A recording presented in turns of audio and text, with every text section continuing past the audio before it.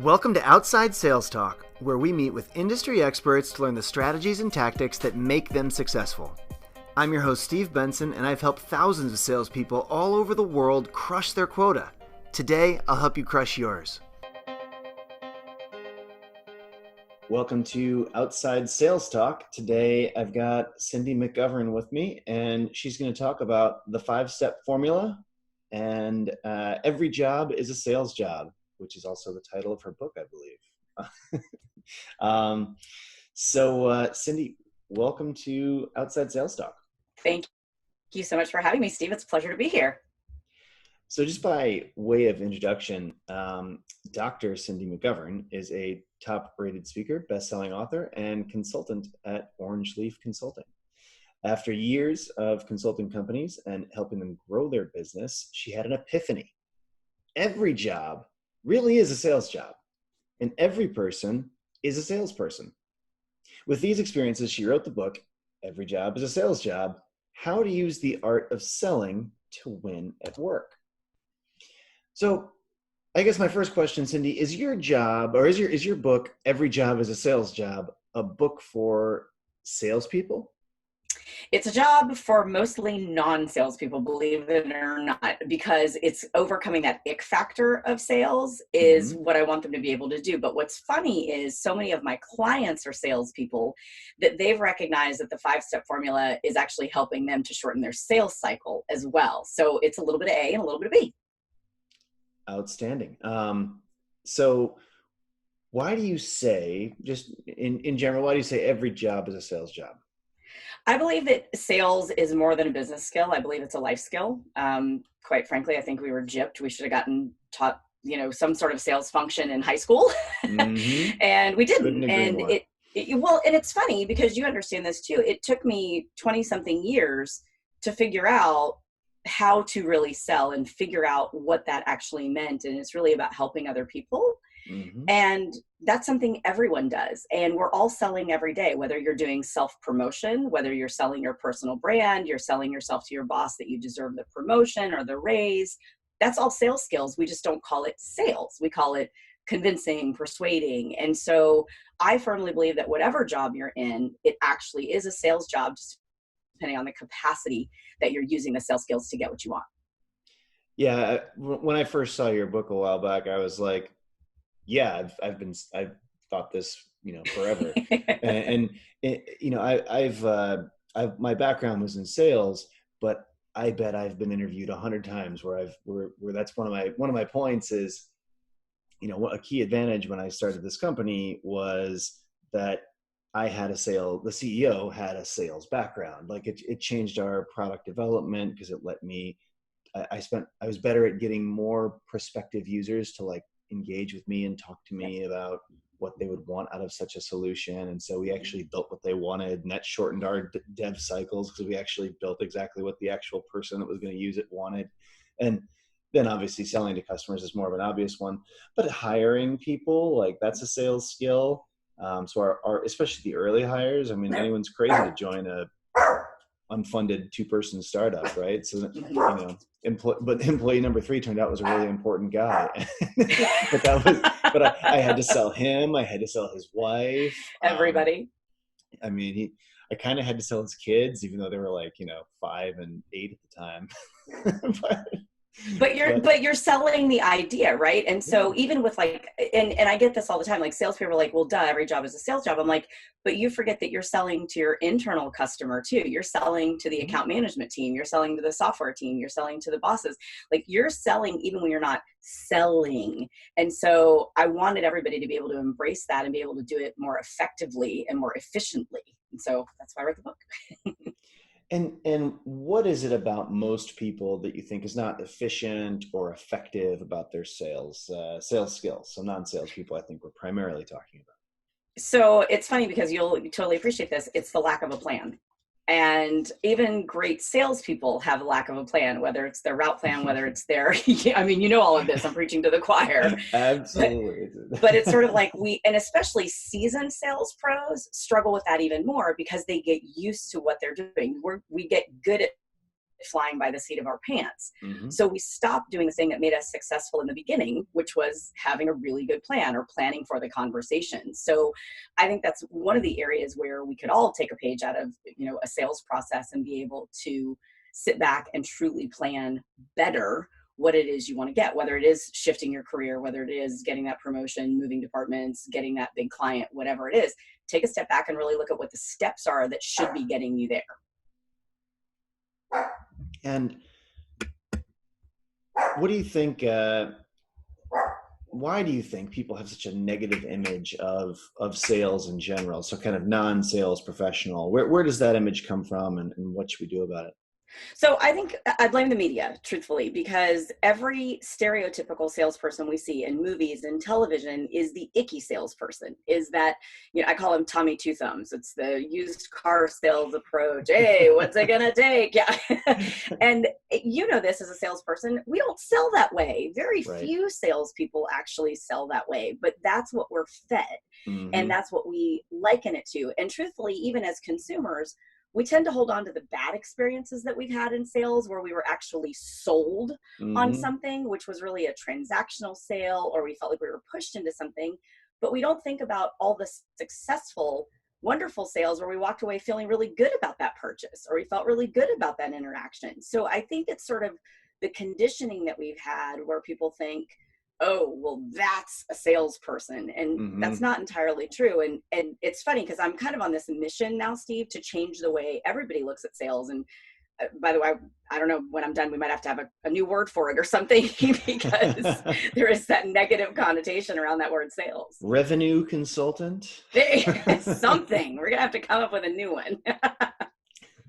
So what is your view? I mean, the obvious objection to your book is that, someone that you say, oh, you're a salesperson, they say, no, but I'm not a salesperson, I'm a CEO, or no, I'm not a salesperson, I'm in marketing, or I'm an engineer. What do you say to them? So my answer first is I was you, because I never wanted to be in sales because I had the icky thought process around it as well. So I get it. I completely understand where they're coming from. So my first response is totally get it. And then, of course, using consultative sales, tell me more. But the objection aspect is you are selling, you just don't call it that. How did you get that job as an engineer? You interviewed for it. So you sold yourself to somebody to get them to hire you. If you're, I was being interviewed on a radio show recently and they were like, well, how is a janitor a salesperson? And I'm like, because they're actually selling the image of that building when you walk in, whether you recognize it or not. And your definition of a successful interaction in that store, that grocery store, that doctor's office, whatever, begins with what you see first. So that janitor is actually selling it to you. Mm-hmm. So it's really funny when you kind of take a step back and you recognize that sales are actually all around us. We just don't necessarily recognize them as sales yet. Yeah, and not to mention that janitor had to sell her husband on, an idea yesterday, or she had to sell her friend on another idea, or she had to interview for the job. I mean, there's sales is just everywhere in our lives. Oh my God. Like if you're a parent and you have ever gotten a child to eat anything green, you're like the best salesperson on the planet. So, it's kind of magical. Or if you have a dog and you've trained your dog, you're selling them on this idea. Like that's even sales. So it's kind of funny when you step back and think about it, that everybody's actually really good at sales. They just haven't tapped back into it. And part of the thing that I want to encourage people is to remember that you actually have this skill set already. And you are using it. And we all had it when we were 5, because any 5-year-old is actually the best salesperson on the planet. If you've ever tried to negotiate with a 5-year-old, they will win. They will wear you down. We all have that. We had it when we were 5. It's just re-tapping into it to use it to get what you want now as an adult. And those natural abilities, because some people have different levels of it. Can you be a great salesperson if you're not naturally outgoing and talkative? Yeah, I actually think you're better at sales if you're an introvert, believe it or not. And I know everybody in outside sales is like, what are you talking about? I'm an extrovert, I get it. But the introverts are better listeners than us extroverts sometimes. They actually are sort of the sponge. And to truly use that consultative approach and really be able to listen to what the other side needs, you have to stop talking and you have to let them speak. And introverts are great at that. So I would say you don't have to have that outgoing personality. You just have to be able to listen. Yeah. And this is a life skill, right? What talk about why do you believe sales is a life skill and listening is a life skill, and how does that impact people's lives? So I think everything starts with listening. Like that's how we figure out, that's how we learn, right? You're learning this in kindergarten and first grade and college, whatever. So you're learning through listening. But how many of us actually had a class on listening? How many of us learned to listen? Nobody. we were badgered into it. We were like, you must listen to me, look at me when I'm talking to you. But we Mm-hmm. didn't actually learn how to listen. So there is a bit of an art and a science to listening. And I think if we can teach ourselves to listen better, you actually can hear things the other person's not saying, maybe verbally, but with their body language or with the pauses in their voice. And the more we listen, the more information we actually get. But you do have to pause and sit back and pay attention to the entire message, whether that is listening to the nonverbal or listening to, maybe what's not being said. And I think if we can learn that, that's the key to unlocking basically everything else. Because when you can listen to what somebody else needs, you can deliver on that need and probably in the process get what you want as well. And this relates to everyday life. What are things people can do to look for opportunities to sell and develop themselves in their everyday life?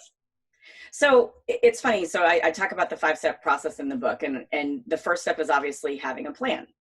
Once you have a plan, you move to step 2, which is look for opportunities. So it is truly about identifying the areas that can get you closer to or further from your plan and recognizing what to do with them. It's not being handed the greatest opportunities. It's about handling the opportunities really well when they come your way.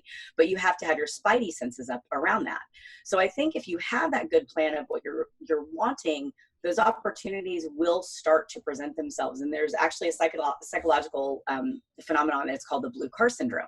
And basically it's when you buy a blue car, you start to notice blue cars everywhere. And Mm-hmm. it's simply because it's your psyche is looking for that, because you're like, oh, now I have a blue car.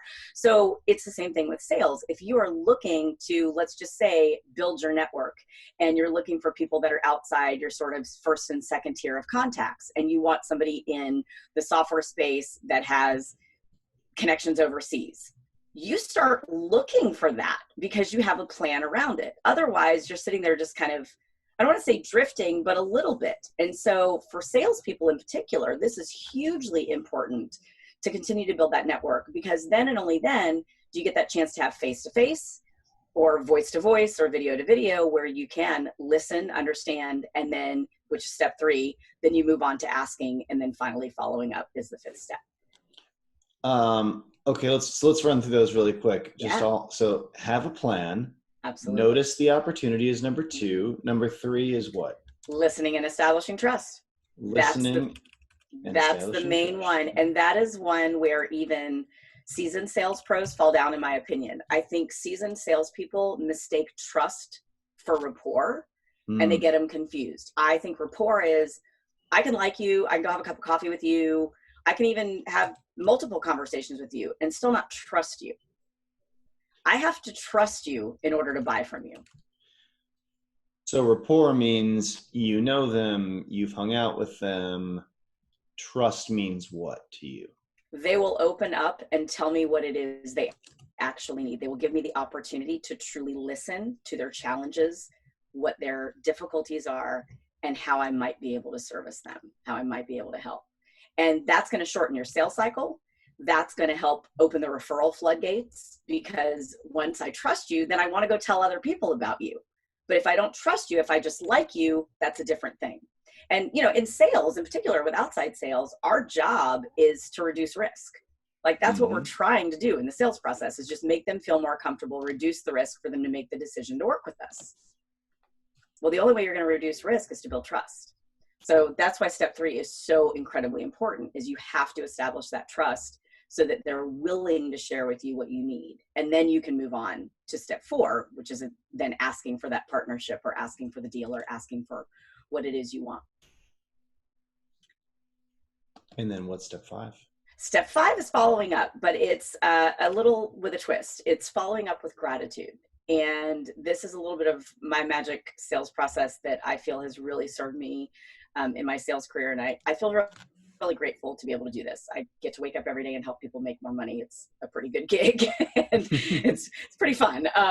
But gratitude is where I come from in every single opportunity. And I think salespeople in particular, we move so quickly that it's like we have this meeting, and then we're on to the next one. We have this meeting, then we're on to the next one. Our follow-up isn't always as great as it could be. So that's the first one. But it's the way we follow up with gratitude, regardless of what the answer is in the sales conversation. Because even if it is a no, let's say that you're not going to buy from me today. You just gave me 20 minutes or 30 minutes to go through what you need, what I might have to offer. And now you're, or should be, a walking commercial for me. And depending on how that interaction went is whether you're willing to go tell somebody else my story. So I come from a place of gratitude that I want to follow up with you, even if you said no to me, because I want you to go tell that story. To truly have a sale in the true outside sales sense of the word, a lot of stars have to align. Mm-hmm. So much of it is out of our control. I mean, as salespeople, the only thing we can control is how many outbound touches we make. We literally have no control over anything else. So you start to control your day. You start to control your route, your plan. Those are the things that you can sort of take on. Mm-hmm. But what's funny is when you get to the sale aspect, so much of that is something that we cannot influence one way or the other. So you have to look at it from that place of gratitude that I'm grateful that this person even thought to have a conversation with me and was willing to let me talk about my product or service or software. And then you follow up and continue to follow up because you never know when those things change. Circumstances may change, the stars may align, or they may be a referral source for you too. Absolutely. Let's zoom back to step 4, asking for the partnerships. What tricks and tips do you have for asking for the business? So what's funny is in the book, I talk about like the tricks that are taught. And, as a salesperson, I'm sure you're taught them. I was too, things that you can do and the soft close, the big C, the little C, like all these things. What I want to teach is not a close at all, but a partnership. And, the old ABC, always be closing, I actually don't necessarily buy into. I think it's always be curious. Because if you're continually curious, you're going to continue to find ways to provide value. And that's the whole point of sales, is to continue to provide value. And so when you're asking for the business, whether it's a transactional sale or a relationship sale, it's asking in a way that truly provides value to the other person. So, before we started recording today, we were talking about dogs, and I'm obsessed with my dog.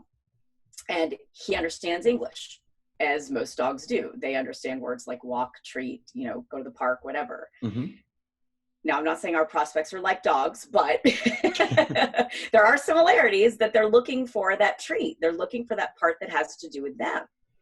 And so in your ask, if you're leading with what they're going to get and how the risk is reduced in them getting that, and then you ask what you need in return, totally shifts the ask.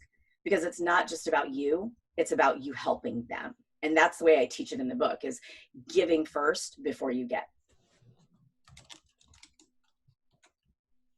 Yeah, you always hear that every negotiation is a give to get.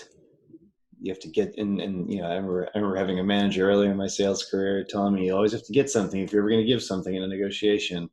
But I guess what you're saying is a little bit different, is always give, and then you will get later. It's like, give and then you'll receive.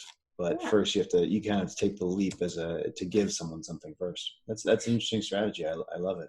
Thank you. And I think part of that also comes from, you have to come from that place of abundance as a salesperson. And so many salespeople, there are quotas that are still out there. People are still managing by these things. And I totally get it. And I've been there, trust me, as an outside salesperson myself. And so we have to stop and think, each interaction we're having with a prospect or potential client is something that gets us closer to another deal, or closer to another relationship, or closer to another sale. Whether they buy today, whether they buy tomorrow, because they are that walking commercial for us. So you have to choose to come from that place of abundance versus scarcity. Because if you're coming from scarcity, we all know this. The prospect can smell it all over you. That desperation is palatable. But if you're coming at it from a place of, I'm not going to sell you anything you don't need. And if it's great for today, that's fantastic. And if it's not, that's okay too. And being able to recognize that and maybe don't sell them something right now, but maybe sell them on sending you a referral, maybe sell them on introducing you to somebody else. There are so many ways to continue to make that a successful, quote, sale without actually having them sign a check in that moment if it's not right. And that's what I want to give people permission to be able to do too in sales. Is sometimes we push because we think we have to hit this quota or something, but you know when it doesn't feel right. You know when you're selling somebody versus inviting them to buy. I always want you to invite them to buy. And you brought up quotas. What are your thoughts around quotas? So it's funny, quotas, some may argue, are plans, right? And I actually like quotas. I'm a goal-oriented person. I write down my goals. I'm a to-do list girl. Like, I like all of those things. So I'm actually a fan of it from that angle. But I think you have to know your sales team. And I think you have to know yourself as a salesperson. And I think for some people, they're incredibly demotivating. And I think they're starting to shift, and some teams are not using them in the way that they were when you and I were sort of outside sales in that capacity. But I do think there is sort of a bumper that they give us in terms of, this is where you should be. This is a range where you should be. And so I do think there is a benefit to that, but you got to know each individual salesperson. And if this is the thing that is literally holding them back because they are so fearful they're not going to hit it, maybe move it, take the governor off and see what happens. Yeah, I always kind of thought I always treated the quota like it was a random number, and just tried to sell as much as I possibly could. Yeah. And some years were great, and some years were okay. But I always tried to ignore it and not think about the quota, because I felt like the philosophy of thinking about it all the time, the mindset of thinking about it all the time, almost hurt me in negotiations. Like I wouldn't be able to. It's almost like if I just was so worried about getting the deal done because I was focused on that number, I wouldn't actually bring in as much revenue on each deal. It's better to just do the best you can on every job, and then in every deal, and then let the kind of let the chips fall where they may. Because if you just do your best on every single one, then you'll end up doing better in the end, I think. Whereas if you just fixate on the number, I think it's not only mentally tough, but I think it can have a bad result. I agree. And I think you end up looking for the wrong finish line. So if the quota is like, I have to hit this number, that's not actually the goal. The goal is the relationship with that client. The goal is to turn that client into a great referral source, or to give them a good story to tell, or that they give you good reviews. And if we're focused on that other finish line, it's like you're focusing on a transactionship, not a relationship. And that's not really what any business is anymore. We really want to create those relationships with the buyer, especially with consumers having so much more say in what we do now. I mean, I can tell the world on Twitter in 5 seconds whether I like it or hate it. And so we have to recognize that each of those interactions, we're selling that person on wanting to tell a good story about us. And I think it's really important. And sometimes the quota, shortens that view a little bit too much, in my opinion. Yeah, it's funny. All these interactions we have with our customers are so important, and doing a great job on them is so important, because, like you say, word gets out there. If you weren't doing a good job, then word's going to get out, and if you are doing a good job, word will get out. This morning, I got a bunch of notifications that there are a bunch of things going on Badger's Facebook page. And what it was a discussion. Someone had basically said, this is like the same as Google Maps. I don't see why anyone would buy this. And then a bunch of our customers who, I don't know if they're getting notifications or I don't know how they even knew to do this, because he was commenting on a video on our Facebook page, like a kind of a commercially video. And they were, and so then a bunch of our customers were like, oh, well, I mean, I use it for this and this and this, and obviously Google Maps doesn't do that. This is why it's so valuable to me. This is what it does. And like it's like they were selling for us, and so like my salespeople didn't have to, or our marketing team didn't jump on and like answer this guy's question. I actually then did put a link on, well, here's a feature list of like what the valuable things we do compared to that, but they had already answered the question, and like, in real time. Right. And one of them had offered to jump on a call and explain it to the guy. Like, and it's really, That's awesome. yeah. I guess we're in a unique situation, obviously, because our customers are salespeople. And so, they tend to spread the word. So doing a great job for them, I think is even more important for us. Because if we do a great job for each customer, then they know how to communicate value professionally. So that ends up really helping us out. But anyway, that happened this morning. Well, I love that, but that's a perfect example of even your customer's job is a sales job. Mm-hmm. Even the person that's using that, and you've given them a story to tell, you've given them an experience that now they are a flag bearer for your company. That's amazing. And that's what we should be doing in sales, is making sure that every interaction is a positive sales interaction, so that person has a story to tell about us, whether they bought something or not. Yeah, absolutely. Well, and what about, why is it important for non-salespeople to embrace sales? So I would argue that everybody is a salesperson, but there are folks that, Hence the their title. business card, their business card does not say that. But I run into this a lot. I'm in the Bay Area as well. And so software companies and tech companies, and they're like, well, that's the engineering department. You can't tell me that engineering is not sales. You can't tell me that programmers are not sales. I would never tell you that. I actually have my engineers join sales calls sometimes, because I want them to understand our customers better. I have them join customer support calls. I have them join sales calls. I have them join customer success calls with people that are already our customers, just because I want them to hear things from our customers' perspective. I want them to be able to ask questions. I want them to be able to answer questions. I want them engaged.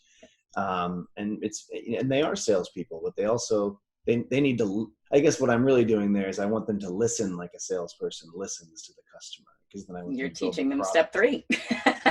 Right. Yeah. I want them to listen and understand that customer's needs, so that they then go and build the product, the way the customer would need it to be.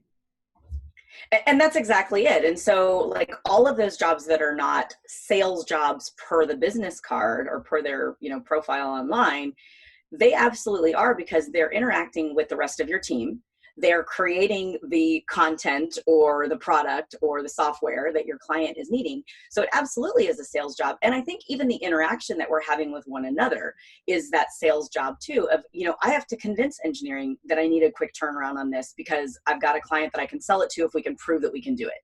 Or I need it to do this functionality because this is the feedback that we're getting from the field and our customers are asking for it and we're not able to do it yet. So all of these pieces are sales. And then the flip side of that is that engineer or that developer or that programmer has to then sell you on the fact of why it can or can't be done. Those are sales interactions. We're just calling them conversation versus sales. Is this what you're talking about in your book when you talk about unofficial sales? Yes. So there is no revenue exchanged, but it is still a sale. Yes. Like an interaction with your child. No revenue is being exchanged, but you're selling. Yeah, there is a currency. The currency is eating your vegetables. Yes, for sure. Cleaning your room, going to bed. Yes, any of those things. In your book, you also talk a lot about gratitude, and I guess that's step 5. I guess that's not something that most of us. It's not something people naturally think that they're. They don't naturally feel gracious when they're selling, or maybe they do. What are some ways that to show gratitude to people that who say yes to you, besides simply saying thank you? So, it's funny, when the book came out last fall, I had written a bunch of guest articles for, different publications. And I wrote one called The Business Value of a Thank You. And my publicist emailed and she's like, it got picked up again. It got picked up again. It got picked up again. And I'm like, okay, like, I liked it. It was a good article. I thought I did a good job, but it wasn't like the one where I really wanted to make the impact. It got republished 13 times. And that's the one that got me interviewed in Forbes. And it was funny because when the guy called to do the interview, I asked him, what was it about this article? And he goes, it is such a simple thing that nobody does in business anymore. And it really struck me. I thought, oh my God, like this is something that I've been doing my whole career and is part of my sales process, but this is a bit of a lost art. And so Mm-hmm. the key for me, and why I put it in the book and why it feels so important to me, is because I do come from that place of gratitude. And like I said, whether they said yes or no to me, it doesn't matter. I'm grateful for the opportunity. And so following up, it's saying thank you, but it's actually expressing thank you. And I think they're very different.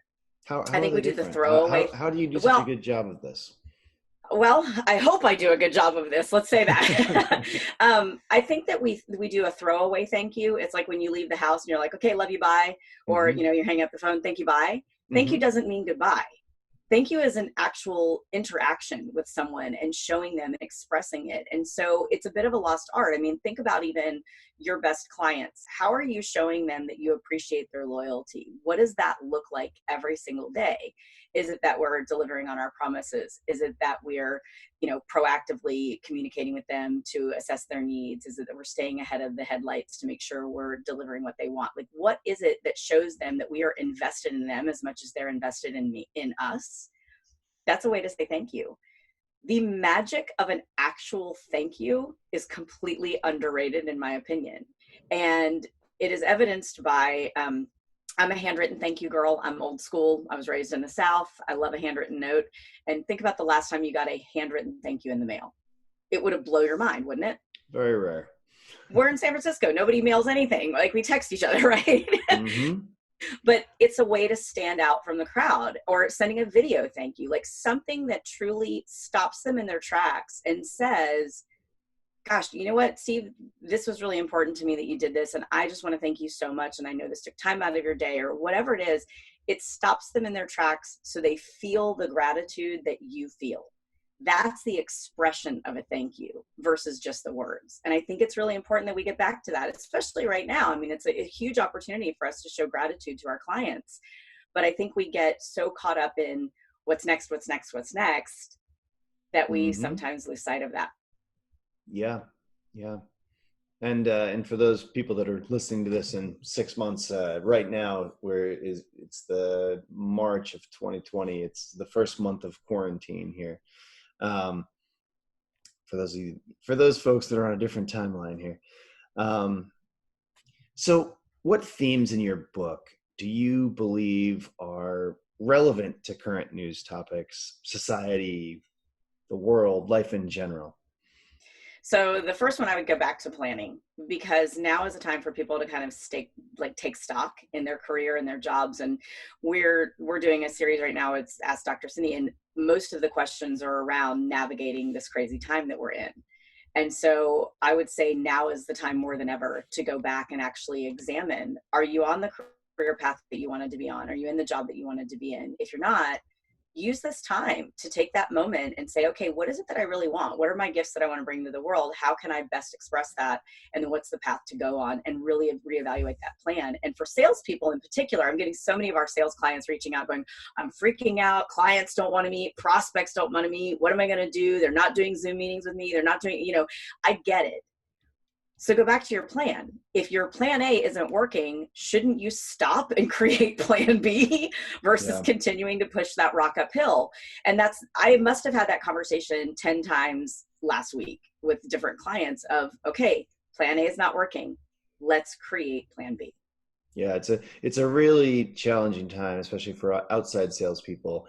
In many cases, the reason that you sell with an outside sales team instead of, putting it online, or opening up a store and waiting for customers to come to you and selling stuff retail, or doing inside sales and calling your customers over the phone, is that there was something about this customer or something about this product, or this situation or this sales cycle or something, that really the best way to sell it was face to face. And so now that people aren't able to sell face to face, it's really hurting their business because it doesn't transition very easily. It's hard to sell, a dentist that new tooth whitening laser with this new technology, because you can't really get his attention or her attention unless you've shown up in person, and you can't really, it's hard, or it's too hard to explain, not in person, or it's something you really have to show or they have to experience. There's there's so many products. The best way to sell them is in person.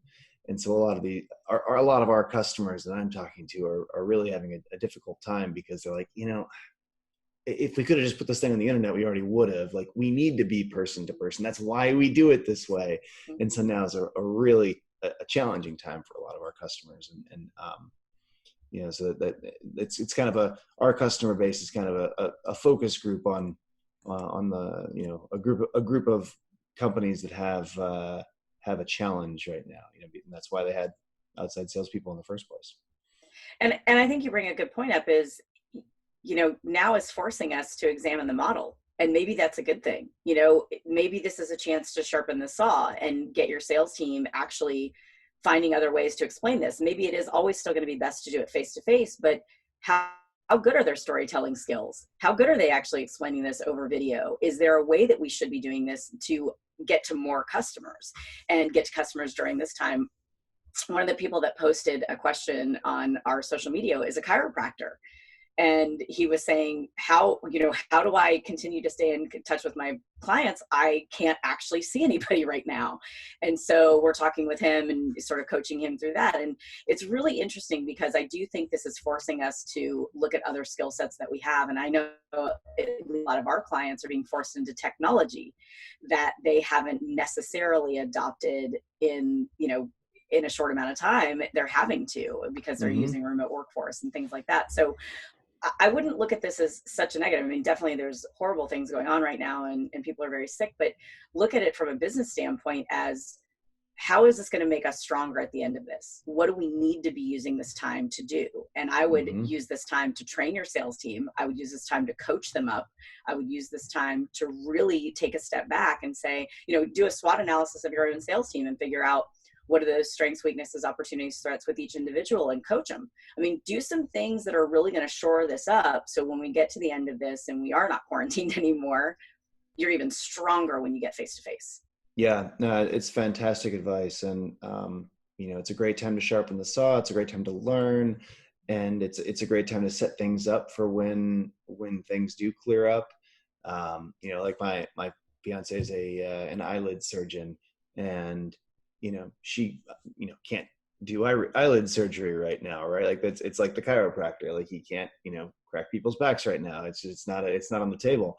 But, and so for people like them, I mean, I think it's a great time to, build up your social media presence, create some videos, build rapport and get to know, have conversations with a bunch of prospective people to do these sorts of, who will be able to use your services, in a little while. It's a great time to do marketing, and kind of set things up, because some things you just can't do well right now. It's just you're kind of stuck in place. But you can, even if you can't do your normal sales stuff, and it's just really not going to work until this is over, there are other things that are productive that you can do.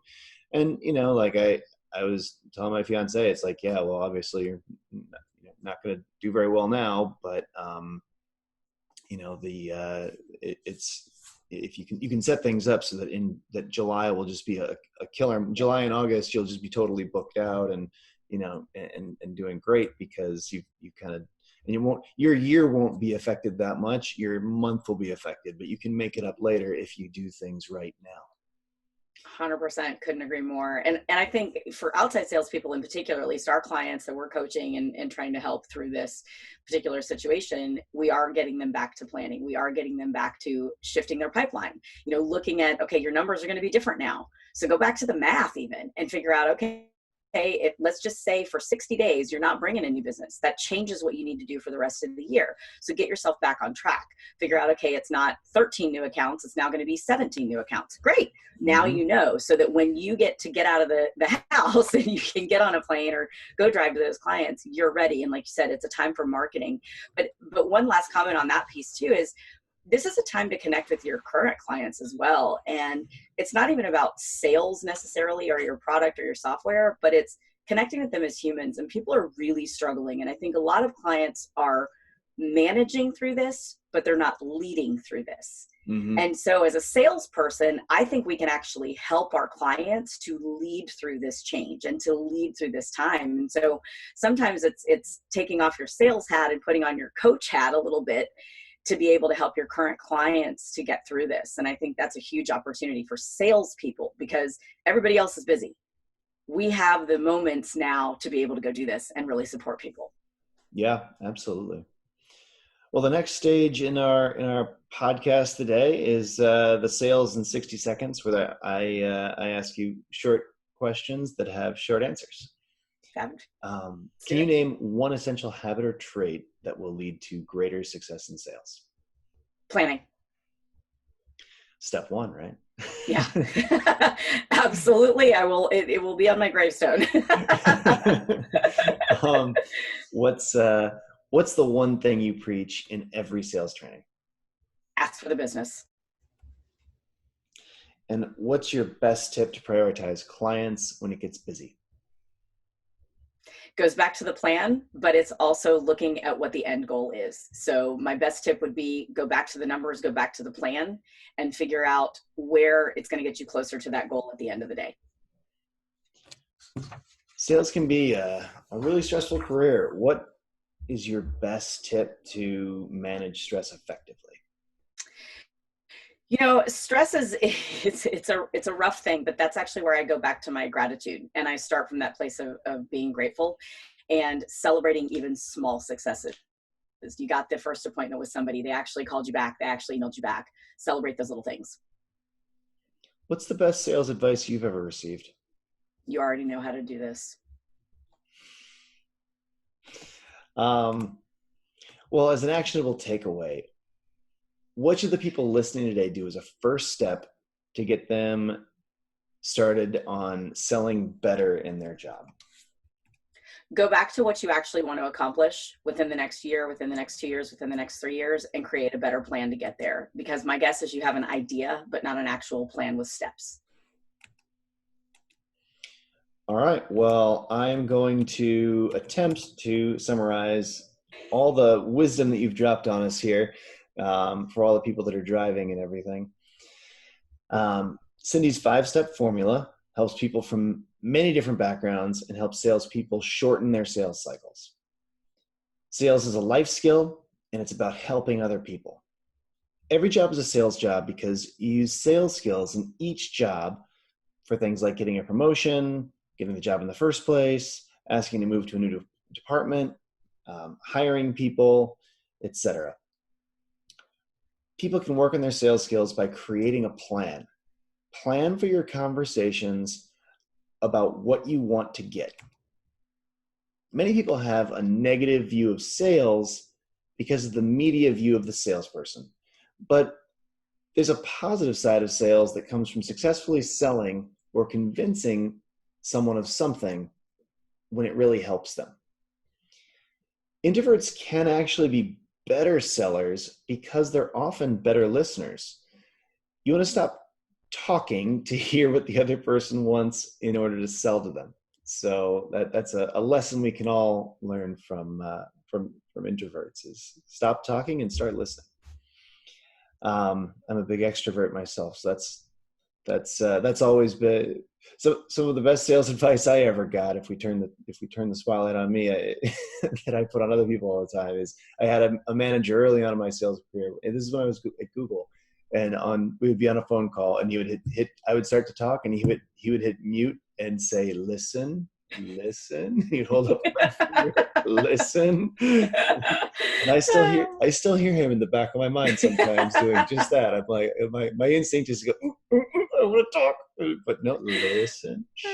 Just sit here. Sometimes I'll just put my hand over my mouth and just stop myself from talking. So learn to listen by pausing and noticing the nonverbal cues that other people are making. Cindy's 5-step plan is 1, plan, probably the most important. Plan for what you want. 2, look for opportunities. Find ways to get closer to your plan and build out your network. 3, listen and establish trust. Someone needs to trust you to buy from you, and building trust will shorten the sales cycle. 4, ask for the partnership, the deal, or for whatever you want to get. Lead to ask for it. You lead with what they want. Give first before you try to get things. There are many ways to make it a successful deal without actually selling or force selling. You don't want to force a deal if it's unnatural. You want to invite people to buy. 5, and this is a really unique one, I think. I don't think I've heard anyone talk about this the way you have here before. Follow up with gratitude. Even if you don't get the sale, you can follow up with genuine gratitude, and you can build relationships for the future. You can get referrals. It's important not to just say thank you, but to express gratitude genuinely and more deeply. A lot of people just kind of leave a shallow thank you, but you want people to really feel it. Thoughts around that? How you can show people that you appreciate their loyalty and show them your gratitude. You can send them a special thank you so that they really feel that gratitude with a handwritten note or a video thank you, or just expressing it, more from the heart, I think. And you can even do it in the moment. You can't just say, oh, well, thanks, I really appreciate that, or whatever it is that people kind of quickly, spit out. But take the time to say, hey, this really means a lot to me that you took the time, and I really do appreciate it. There's a difference between just kind of tossing out a thank you and giving something that's genuine. Now is the time for people to plan as salespeople. If your plan A hasn't been working, when you keep trying it over and over again, think about a plan B. Try to think about another way to do things, and think about how you can prepare better. Cindy, this has been fantastic. Where can listeners read more about your work, and how can they reach out to you? Pretty easy to find. It's drcindy.com, and my email is drcindy@drcindy.com. I'm on all of the social media platforms as First Lady of Sales or Dr. Cindy. Plug them in there. And I love to hear from listeners. I love to hear their questions and their success stories more than anything. That's the thing that gets me up in the morning. So if folks are taking this advice and actually implementing it, I'd love to hear and be able to celebrate those successes with them as well. Well, thank you, Cindy. And I truly do have gratitude for you taking the time to teach us these things today. This has been a great episode of Outside Sales Talk.